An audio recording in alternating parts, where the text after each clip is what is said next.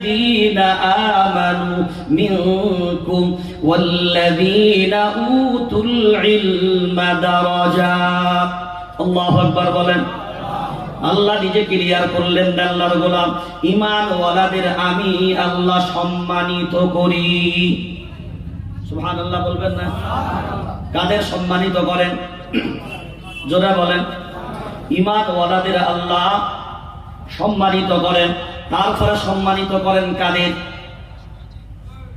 উতুল ইলমা দারাজাত ইলম ওয়ালাদের আল্লাহ সম্মানিত করেন কাদের জোরে বলেন ইলম ওয়ালাদের আল্লাহ সম্মানিত করেন এই যে এখানে যারা বসে আছেন এখন বিবেক দিয়ে ভাবনা চিন্তা করে বলি ইলম ওয়ালাদের অপমানকারী কারা তাড়াতাড়ি বলেন ইলম ওয়ালাদের অপমানকারী কারা মায়ার নবী মদিনা ওয়ালা বলেন মান ইউরিদিল্লাহু বিহি খায়রান ইউফাক্কিহু ফিদ্দীন আমি আল্লাহ যাদেরকে ইলম দান করি তারা কারা ইলম দান যাদেরকে করা হয় তারা কারা আল্লাহ যাদের ভালোবাসেন তাদেরকে দ্বীনের ইলম জোরে বলেন আল্লাহ যাদেরকে ভালোবাসেন তাদেরকে দ্বীনের ইলম দান করেন আর আল্লাহ বলছে ইয়ারফাইল্লাহুল্লাযীনা আমানু মিনকুম ওয়াল্লাযীনা উতুল ইলমা দারাজাত ইলম ওয়ালা যারা হবে ঈমান ওয়ালা যারা হবে আমি আল্লাহ আমার পক্ষ থেকে সম্মান তাদের জন্য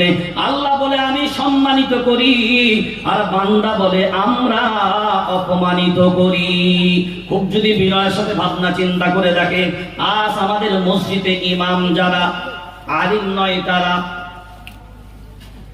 কথা বলে না মসজিদের ইমাম যারা ইলম ওয়ালা নয় তারা তাড়াতাড়ি বলেন ইলম ওয়ালা নয় তারা মসজিদ থেকে তারাই তারা তাদের কাদের কারা মসজিদ থেকে তাদের তারাই কারা কথা বলে না মসজিদ থেকে বের করে দেয় কারা জোরে বলেন কারা এক কারা তো আল্লাহ বলছেন আমি সম্মানিত করি ইলম ওয়ালাদের এ জাতি বলে আমরা অসম্মানিত করি এই আলেমদের খুব যদি বিনয়ের সাথে ভাবনা চিন্তা করে দেখি আল্লাহর গোলাম আল্লাহ কোরআনুল কারীমে বললেন কুল হুয়াল্লাহু আহাদ আল্লাহুস সামাদ লাম ইয়ালিদ ওয়া লাম ইউলাদ ওয়া লাম ইয়াকুল লাহু কুফুয়ান আহাদ আল্লাহ একক অদ্বিতীয় আর কেউ নাই আল্লাহকে কেউ জন্ম দেয়নি আল্লাহ কাউকে জন্ম দেননি তাহলে বোঝা গেল আল্লাহ হলেন সৃষ্টিকর্তা জন্মদাতা জন্মদাতা নয় তাহলে আল্লাহ নিশ্চয়ই একা আল্লাহর কোনো সন্তান আল্লাহর কোনো পরিবার আল্লাহর কোনো পরিবার যদি বলে আল্লাহর কোনো পরিবার না রে আল্লাহর গোলাম না মায়ার নবী মদিনা ওয়ালা বলেন আহলুল কুরআন আহলুল্লাহ ওয়াল খাসসা কোরআন ওয়ালা হবে যারা আমি আল্লাহ আমার পরিবার হবে তারা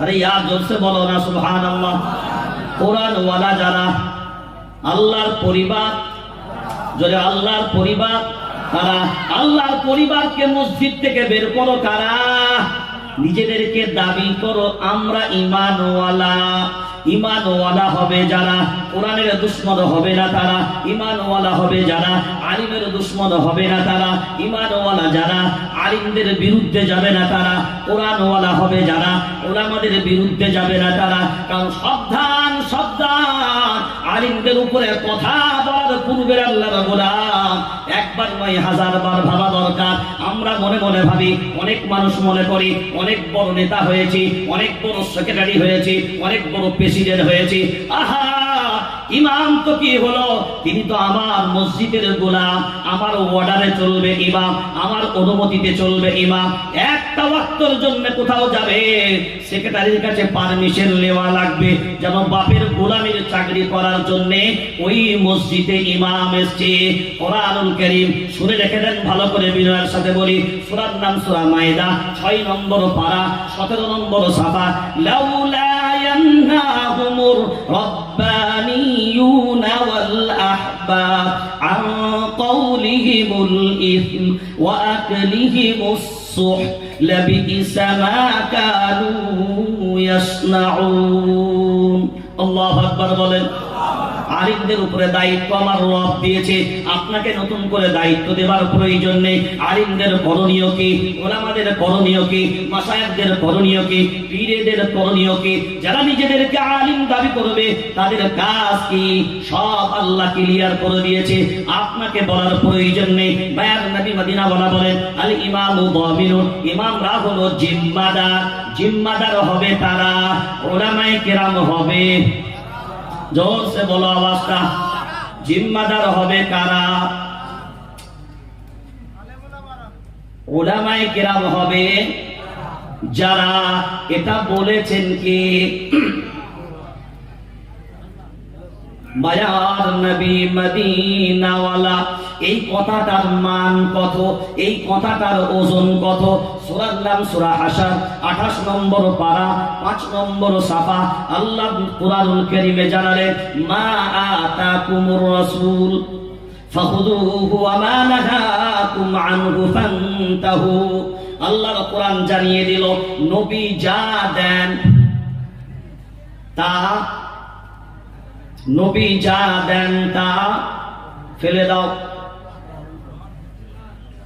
নবী যা দেন তা জোরে বলেন গ্রহণ করে নাও।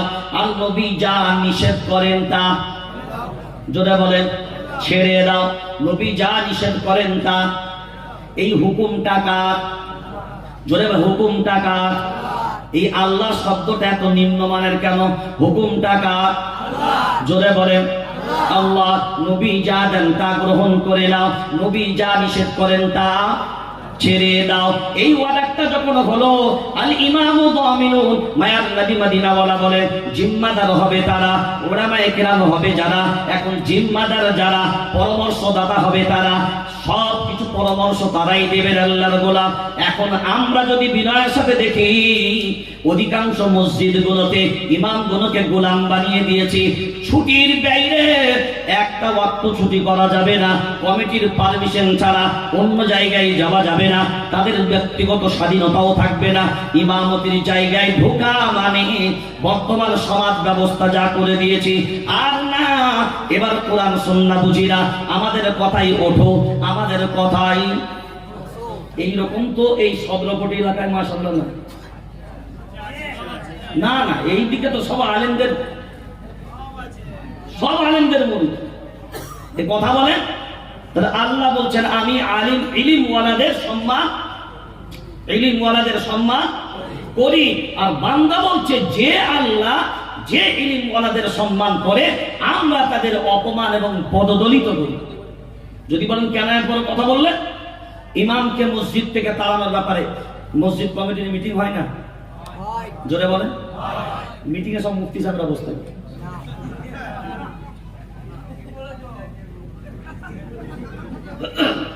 মিটিং এ সব মুফতি সাহেবরা বসে থাকেন। বসে থাকে কারা? মাতব্বার, নেতা, মোড়ল। মাতব্বার যারা করে চিন্তা করে বিড়ি টেনে মুখের দুর্গন্ধ দূর হয়নি এখনো পর্যন্ত।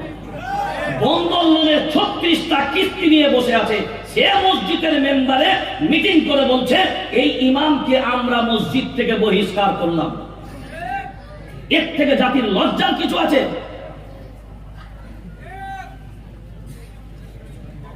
কোরআন ওয়ালাদেরকে খেলনা বানিয়ে দিয়েছে, আলিম ওয়ালাদেরকে খেলনা বানিয়ে দিয়েছে।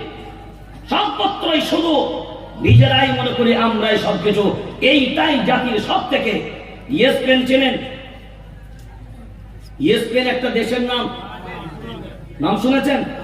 হ্যাঁ, ইয়েসপেন হলো মুসলমানদের এমন একটা বুনিয়াদি জায়গা, এমন একটা মজবুত ভিতের জায়গা। এখনো পর্যন্ত হাজার হাজার বছরের খিলাফত আমলের পর্যন্ত মসজিদ ইয়েসপেনে গেলে এখনো পাবেন। আমাদের বড় বড় উলামায়ে কেরামরা ইয়েসপেন সফর করলো। তার মধ্যে মাওলানা আবুল হাসান নদভী রাহমাতুল্লাহ আলাইহি, তিনি ফিরে আসার পরে বলছেন ইয়েসপেন সফর করলাম, ইয়েসপেন ধ্বংস হবার কারণ আমি উদ্ঘাটন করতে গেলাম। যখন গবেষণা করে চারিদিকে ইনকোয়ারি করলাম, তখন আবার রিপোর্টে ধরা পড়লো আমাদের যে একমাত্র স্পেন মুসলমানদের হাত থেকে চলে গেছে তার একটাই কারণ যে এই দেশের মানুষ আলিমদেরকে ঘৃণার চোখে দেখতো, মসজিদ মাদ্রাসাগুলোকে এরা মনে করতো শুধু নিম্নমানের একটা জায়গা। মাদ্রাসা ওয়ালাদের প্রতি ঘৃণা, ওলামায়ে কেরামদের প্রতি ঘৃণা, কোরআন ওয়ালাদের প্রতি ঘৃণা, এমন পর্যায়ে চলে গিয়েছিল আলিমরা বাসে উঠলে সেই দেশের এক শ্রেণীর মানুষ ঘৃণার নজরে দেখতো, যেমন ভাবে বেশ্যা মহিলাদেরকে ঘৃণা করত। আজ স্পেন কোথায়? আজ স্পেন কোথায়? জাতি সব শেষ, পাওয়া শক্তি সব ছিল, কিন্তু আজকে বর্তমানে কথা বলেন, বর্তমানে নেই। এই ভারতবর্ষের জমিনে যদি আপনি বিবেক দিয়ে দেখেন, কত বছর রাজত্ব করেছিলাম আমরা? 850 বছর। কত বছর জোরে বলেন? 850 বছর রাজত্ব করলাম। মাহমুদুল হাসান দেওবন্দি রহমাতুল্লাহ আলাইহি নাম তো নিশ্চয়ই শুনেছেন। মালটায় যখন বন্দী হলেন, এই ব্রিটিশ সাম্রাজ্যবাদী বেঈমান গুণের আল্লাহর গোলাম নির্যাতন বিভিন্ন রকমের চালাতো, এমন পর্যায়ে যেত হুসাইন আহমদ মাদানী রহমাতুল্লাহ আলাইহি বলেন, আমার শায়েখ মাহমুদুল হাসান দেওবন্দি রহমাতুল্লাহ আলাইহি মালটায় যখন কালা পানিতে ছিল, কালা পানি বোঝেন? কালা পানি মানে হলো এই এই চেয়ারে বসার মতো, মানে আমি যে চেয়ারে বসে আছি এইরকম বসার পরে এবার চেয়ারটাকে সরিয়ে দেন, চেয়ারটাকে সরিয়ে দেন। চেয়ারটাকে সরিয়ে দেওয়ার পরে যে অবস্থানটা থাকে, এই অবস্থান আর আমার মাথার উপরে ছাদ, আর এই হাঁটু বরাবর পানি, হাঁটু বরাবর পানি, কোন জানলা দরজা নাই, পুরো সিল করা, মাথার উপরে ছাদ, হাঁটুর নিচ পর্যন্ত পানি, বসার মতন কোন চেয়ার নেই। এই অবস্থায় কাটানো, এটাকে বলা হয় কালা পানি। কাটাচ্ছেন যিনি, তিনি কে? মাহমুদুল হাসান দেওবন্দি রহমাতুল্লাহ আলাইহি, দেওবন্দ মাদ্রাসার প্রথম ছাত্র, প্রথম স্টুডেন্ট। খুব বিনয়ের সাথে এই নমুনাটা আপনাকে এই জন্য শোনায়। এখন বলেন, এই রকম মাপের মানুষ ব্রিটিশরা বলছে, একবার যদি শুধু তুমি বলে দাও, একবার যদি তুমি শুধু ফতোয়া দিয়ে দাও, না ব্রিটিশদের বিরুদ্ধে আমরা লড়বো না, ব্রিটিশদের বিরুদ্ধে লড়াই করা যাবে না, একবার তুমি না শব্দটা যদি বলে দাও, আর তোমার জন্য টেনশন নাই। যেমন মায়ার নবী মদিনা ওয়ালাকে মক্কার বেঈমান না বলেছিল, আল্লাহর গোলাম মুহাম্মদ তোমার কি প্রয়োজন বলো, তুমি তো আমাদের বংশের ছেলে, আমাদেরই ঘরের ছেলে, আমাদেরই পাড়ার ছেলে, তোমাকেই তো আমরা বলেছিলাম সাদিক, তোমাকেই তো আমরা বলেছিলাম আমিন, কেন লা ইলাহা ইল্লাল্লাহ মুহাম্মাদুর রাসূলুল্লাহ এই কালিমার দাওয়াত কেন দাও? বরঞ্চ তুমি আমার বংশের ছেলে, আমার ঘরের ছেলে, আমার এলাকার ছেলে, এই কথা বাদ দাও, একটা কাজ করি এসো। মক্কার বেঈমানদের একটা গ্রুপ, একটা টিম মায়ার নবী মদিনা ওয়ালার কাছে আসলো। আসার পরে বলে, মুহাম্মদ শুনে নাও, আমরা একটা ধর্ম পালন করি, তোমরা আবার তুমি একটা ধর্মের প্রচার করো। একটা কাজ করো, তুমি আমাদেরই বংশের ছেলে, আমাদেরই পাড়ার ছেলে, আমাদেরই গ্রামের ছেলে, আমাদেরই এলাকার ছেলে, শোনো, একটা কাজ করে নাও, তুমি যে ধর্ম প্রচার করছো ওই ধর্মের আমরা বিরোধিতা করব না, আমরা যে ধর্মটা পালন করছি ওর বিরোধিতাও তুমি করবে না, একটা এগ্রিমেন্টে আমরা সই করি এসো, তোমারটাও আমরা কিছু মানবো, আমাদেরটাও তুমি কিছু। কথা বলো, আমাদেরটাও তুমি কিছু মেনে নেবে। এই যদি কম্প্রোমাইজ আমরা করিনি, তুমি তো ঘরের ছেলে, বংশের ছেলে, পাড়ার ছেলে, এলাকার ছেলে, তাহলে তো আর কোন ঝামেলাই থাকবে না। মায়ার নবী মদিনা ওয়ালার কাছে যখন প্রস্তাব গেল, এ মুসলমান এখান থেকে সবক নিয়ে যান, আল্লাহ কুরআনুল কারীমের আয়াত পুরো সূরা নাযিল করে দিলেন। বিসমিল্লাহির রহমানির রহিম, কুল ইয়া আইয়ুহাল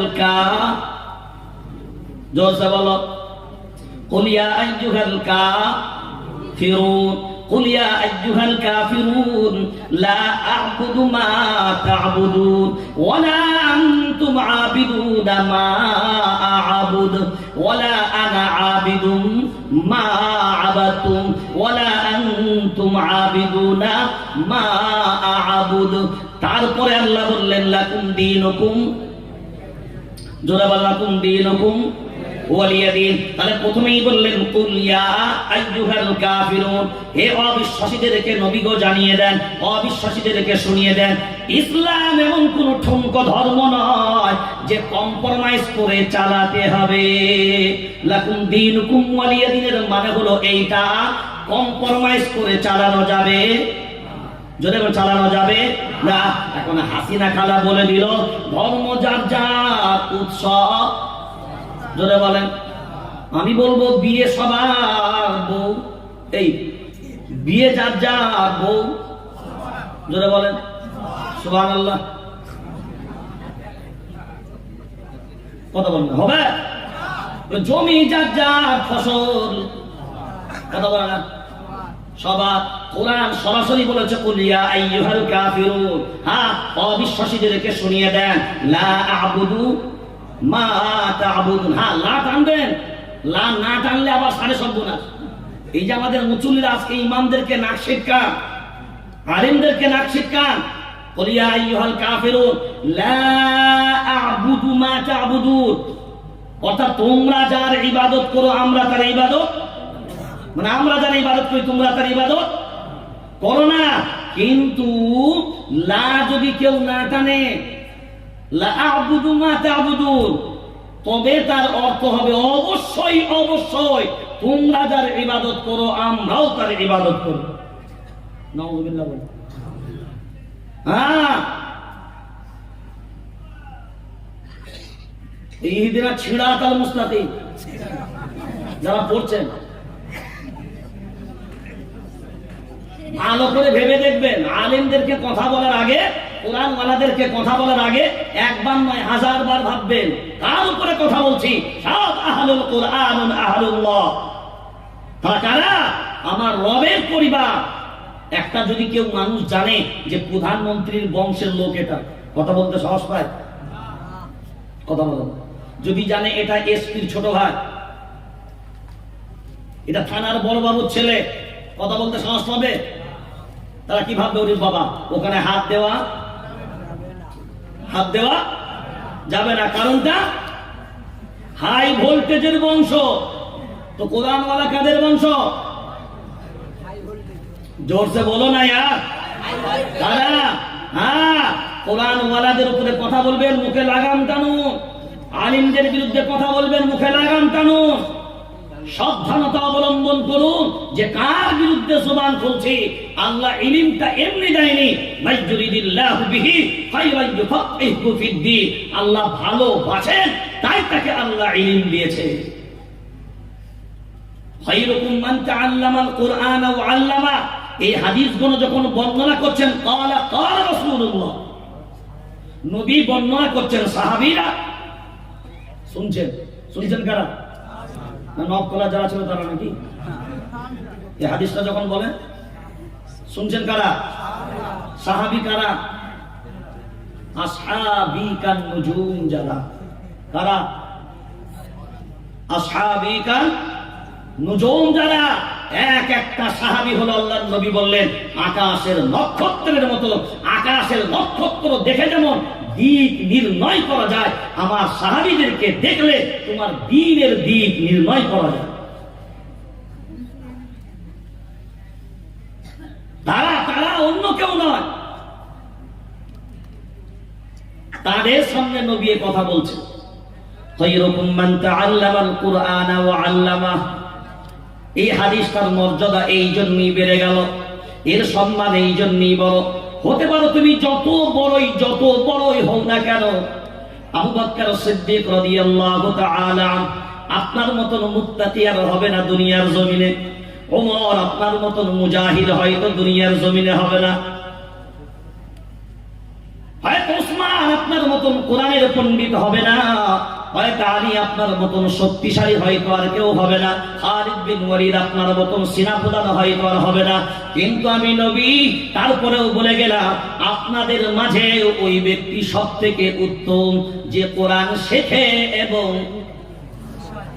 জোরে বলেন এই ঘোষণাটা কার?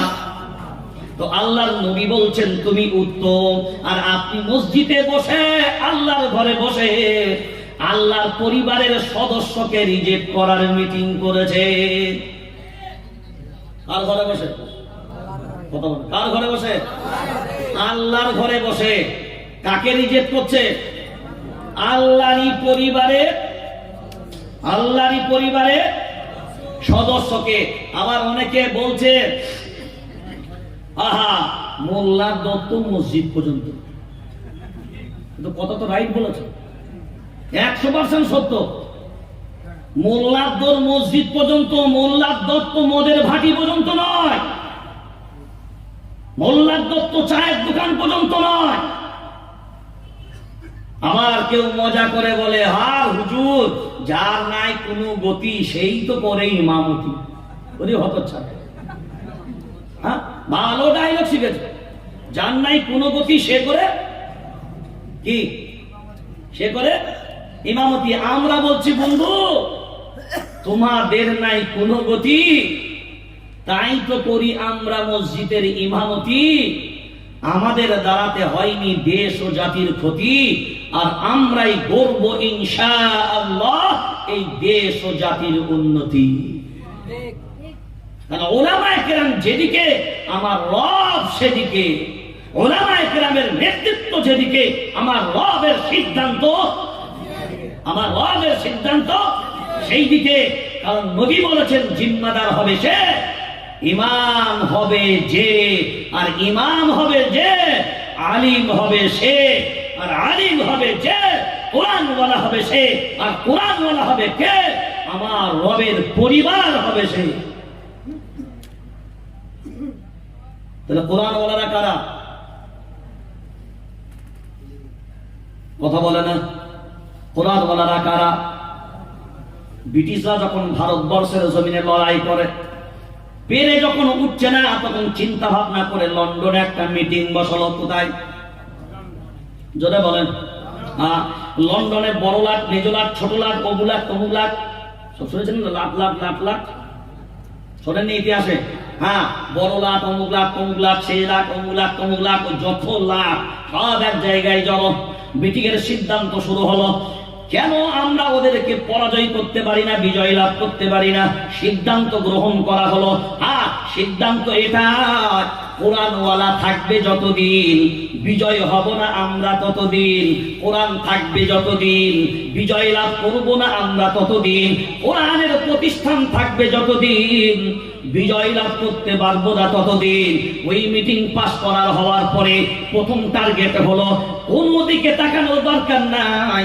আমরা সবাই জানি ব্রিটিশ সাম্রাজ্যবাদীদের সময় এই ভারতবর্ষের জমিনে লক্ষ লক্ষ কোরআনের কপিগুলো, লক্ষ লক্ষ কোরআনের কপিগুলো, তার মাঝে আমার বুবু অর্থাৎ দাদিমা 118 বছর প্রায় বয়স ছিল। আমার দাদিমা যখন মারা যায় বয়স কত বছর? ওই বছর আমরা ওই রকম সময়তেও দেখেছি তিনি 20 রাকাত তারাবি দাঁড়িয়ে পড়তেন। 20 রাকাত তারাবি দাঁড়িয়ে পড়তেন। তিনি ওই অবস্থায় বিনা চশমায় উর্দু তরজমা কোরআন তিলাওয়াত করতেন। চোখের কি গতি, চোখের কি গতি, চোখের কি, কোমরের কি গতি। আর এখন খতম তারাবিতে যদি হাফেজ সাহেব একটু লেট করে বেঁচে বলে হ্যাঁ মাল গাড়িটাকে ধরে নিয়েছিস, হ্যাঁ কথা বলো। আবার এমন কিছু মুচুল্লি নতুন প্রজেক্ট বেরিয়েছে, মানে আপডেট মার্কা। হ্যাঁ, এমন আপডেট মার্কা বেরিয়েছে যে যদি দেখা যায় যে উনার মোটামুটি দয়া মাথুরা পড়া হয়ে গেছে আর হুজুর হয়তো একটু ধরে ধরে পড়ছে, তো ওখান থেকে একটা সিগন্যাল মারছে, কি ব্যাপার হুজুর তোমাদের গতি নাই, এতদিন কি করলে? আমি যদি সাধারণ লোক হয় তোমার থেকে আগে পড়ে দেবো, তুমি বলো না? কত রকমের ভ্যারাইটি আমার জাতির ভিতরে ঢুকে গেছে। এখন চিন্তা করে ওই মসজিদে বসে ষড়যন্ত্র করছি যাদের বিরুদ্ধে, তারা হলো কোরআনওয়ালা। মাপটা বোঝেন, তারা হলো কোরআনওয়ালা। এটা এখন বুঝতে হবে। সেম টু সেম ব্রিটিশ রাজের চক্রান্তটা করেছিল। ওখান থেকে আসার পরে দিল্লির মাটিতে 1000 মাদ্রাসা প্রথম ভেঙে নিস্মার করা। কয় হাজার? সারা দেশে না শুধু দিল্লিতে? জোরে বলেন। শুধু দিল্লিতে, শুধু দিল্লিতে 1000 মাদ্রাসা ভেঙে চুরমার করে দেওয়া হলো। তারপরে টার্গেট নেওয়া হলো কোরআন।